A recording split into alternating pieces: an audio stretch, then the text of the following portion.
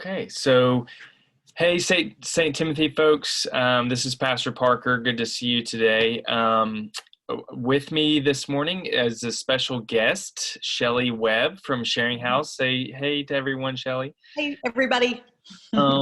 So we wanted to do a quick, short video about how this is affecting Sharing House, but also, we've been a long time as a church, a long time supporter of Sharing House, its ministry, and the clients who come in and out of Sharing House every day. And obviously, what's going on right now is affecting that. And so we just want to hear from Shelly about how things are going there and what can we do as a church and individuals to continue to support Sharing House. So Shelly, could you tell us a little bit about what we can do? Oh, wonderful. So, yeah, I've known St. Timothy for over 20 years, and ever since that time, you've been one of the biggest supporters of the ministry of Sharing House, and we thank you tremendously. And just yesterday, I got your card to say that you were praying for us. And I actually think that's one of the biggest gifts that you offer is to remember the people we serve, especially, and also to remember those who work there and give their time. So thank you. It means a lot, and we don't take that for granted. So as far as what's happening at the Sharing House right now, we are under Plan B, is what we're calling it, which is we've closed the building to everybody except for staff and a select few volunteers that we know are healthy and who may not be as at risk as others. So we are trying to limit the number of people inside the building just to keep the virus from spreading, basically, because if Sharing House goes down, the community will really suffer. So we're trying to stay as healthy as possible. So we're operating in a manner that's according to health officials and all recommendations by the CDC, et cetera. So what we're doing, we are loading as much food as we can into the building. So yesterday we had a Manna food drop, which we are still buying food from Manna Food. And they brought a cargo truck full, we had like 6 pallets of food yesterday brought into the building. And our building doesn't look like it used to. We have food stored in every nook and cranny that we can find because we think this is going to be a long-term issue. It's not just this week or next week. It could be 2 or 3 months. So we want to be prepared. We are giving out 1 week's supply of food once a month currently to low-resourced people. And that would include anyone who becomes unemployed, because all you have to do is in that moment tell us what your income is. And if it's 0, then you would qualify for our services. So just if you know of people who are suffering, one way you can help is to give our resource. And the way they would access this resource is to call our phone number, 884-2866. And then we will make an appointment. We are doing appointments. We don't want pandemonium outside of our door because it takes a while for us to get a week's supply of food together. We pack that food and then somebody drives up at their appointed time to the side door in the alleyway. We ask them to open the door and we put the stuff into their car. Or if we hear them coughing or we think they're somewhat at risk, we will ask them to load their own car and we'll just push the food out on a cart. When the cart comes back in, we put Clorox all over it. So that's how we're doing. We also ask our neighbors when they come to send somebody who's healthy. Not, if you're coughing and sick, and if somebody is not healthy and they have nobody to come get their food, we do have a church who has volunteered to drive food to people's houses. So that's under extreme circumstances. We don't want people to get used to that service because there's no way we could sustain it. But for now, we don't want anyone to go without food who's absolutely at risk and hungry. It tends to be okay. The hard part is that we've had to stop some of our services like clothing and household goods, the weekly produce, and I think the hardest one is showers, because we are the only place in the county for hot showers.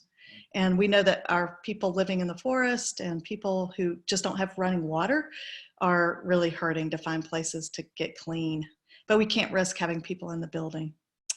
We don't have enough volunteers to clean the showers after they're gone. So that's one of our issues.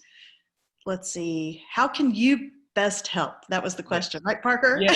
Well, I was going to say, I mean, I've just been really mindful about the way that the current situation is affecting all of us, but it's especially affecting vulnerable communities.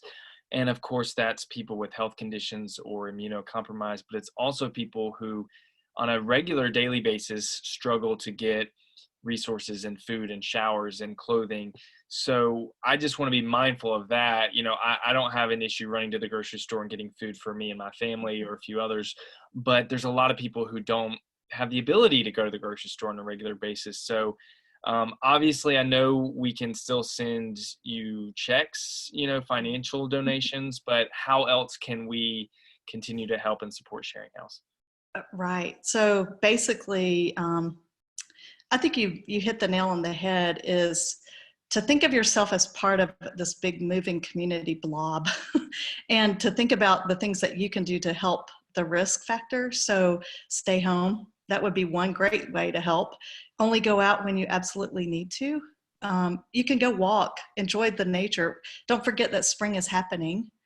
I would also say turn down the volume on the newscast. I know my parents are at home and sometimes they watch too much of the news and their anxiety is going up, which is not healthy for anyone. Catch enough news so that you know what's going on, but then don't just get so into it, because you can become depressed. And then that's another factor we have to deal with. So look outside. That you will not catch a germ for looking outside, and sit outside. There's vitamin D in sunshine and it lifts your mood. And be mindful and pray for people. I mean, just doing that would help the low income families at risk, because for those, like, let's imagine who is at the cash register right now at those grocery stores. It is probably low income people. They're hourly workers and they're doing their best to be there. And the more we can keep them safe from being sick, the more, I guess, the longer our grocery stores stay open.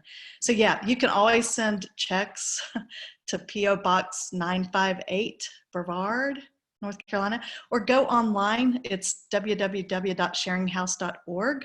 And there's a donate button through PayPal. That's an easy way to pay. You can also set up through your bank, just a regular draft. I know other people have done that.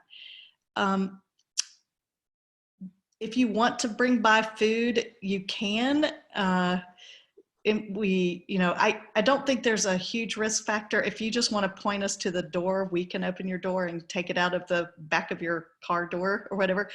And I don't know how you would do that. You would have to get out to ring the bell because we won't know you're there. Although right now our doors, we're kind of keeping open to keep the airflow kind of free in the back. Another way I do think is, policies. I know that sounds crazy, but keep attention to like what's the legislation voting on. I know this is crazy, but sometimes we need to really dig deep and understand how systems work. So food flow, who's getting health care. Rural communities might be affected more negatively than a bigger community, but they have more people. So it may come down to where are the biggest needs. Rural communities may have to take care of ourselves in ways that we're used to. We don't have as much resources as Charlotte and Raleigh, et cetera, but we do have resources. In fact, I think the human resource is the biggest gift that we have. Call your friends, check on them, make sure that they're okay. If you hear of a need, let us know. I would trust you all to tell me what the needs are too.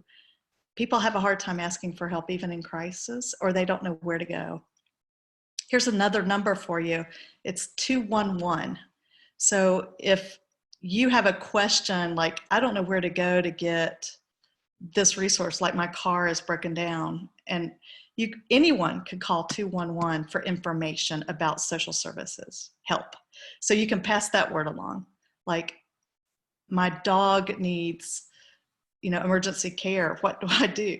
I mean, there's all kinds of things could happen that we don't even think about, and you wouldn't need to think about it until it happens. But if you're stumped, you can always call 211, and that's a nationwide service. But I just updated all the things that Sharing House can do. So they have the directory. That is the central place to get information about any issue that you might have. So that's good to know. Yeah. Yeah, no, that's great. I mean, for me, I think one of our, um, you know, our narrative as Methodists is that we've always cared about and for the poor and the marginalized. Wesley spent a lot of time with those communities of people. And I always think about Sam Wells, who talks about how we can see the face of Christ in the poor or the oppressed or people who are different from us. And it's a difficult time. I always like, one of the reasons I've started spending more time at Sharing House is just to get to know my neighbors and to realize who's in this community and actually what do they have to offer to me and to my life and to my family.